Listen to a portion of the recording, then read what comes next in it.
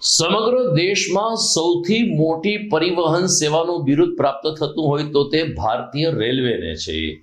રોજના લગભગ કરોડો લોકો રેલવેમાં મુસાફરી કરે છે, ત્યારે દરેક વ્યક્તિ જો ટિકિટની ખરીદી કરે તો રાષ્ટ્રના વિકાસમાં યોગદાન આપ્યું ગણાશે ને રાષ્ટ્ર સશક્ત બનશે તેવા શુદ્ધ હેતુ સાથે રેલવે વિભાગ દ્વારા મેરી ટિકિટ મેરી શાન અભિયાન શરૂ કરવામાં આવ્યું છે। પશ્ચિમ રેલવે ભાવનગરના નેતૃત્વમાં જૂનાગઢ રેલવે સ્ટેશન ખાતે પણ રવિવારે સવારે મેરી ટિકિટ મેરી શાન કાર્યક્રમ યોજાયો હતો, જેમાં પ્રમુખ મુખ્ય વાણિજ્ય પ્રબંધક તરુણ જૈનના માર્ગદર્શન અને પ્રેરણાથી ઉપસ્થિત મુસાફર તેમજ વિદ્યાર્થીઓને વિકસિત ભારત માટે તમારું યોગદાન ખૂબ જ જરૂરી છે તેવો સંદેશ આપવામાં આવ્યો હતો।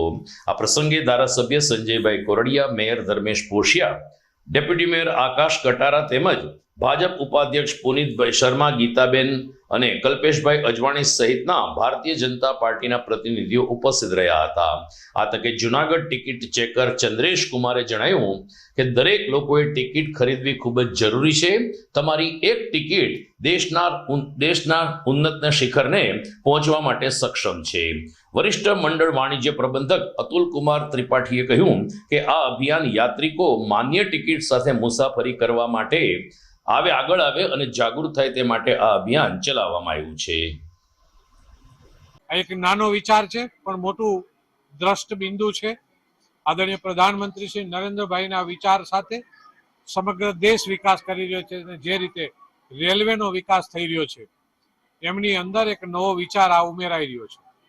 મારી ટિકિટ મારી શાન એટલા માટે કે કોઈ પણ રેલવેની મુસાફરી કરી ત્યારે આપણે ટિકિટ સાથે મુસાફરી કરી અને ટિકિટ લેવી આપણી જવાબદારી છે, આપણો ફરજ છે, પણ એ ફરજ તો દરેક લોકો નિભાવતા હોય એની સાથે એવો વિચાર આવે કે આ ટિકિટ લેવાથી મારું યોગદાન પણ દેશની અંદર છે, આ રેલવેના નિર્માણમાં, આ દેશના નિર્માણમાં મારું પણ યોગદાન છે એવો વિચારથી આ એક ટિકિટ લેવાથી રેલવેને દરેક લોકોનો આવો વિચાર થશે તો રેલવેની એક નવી પ્રગતિ, નવી ઊંચાઈ તરફ જશે।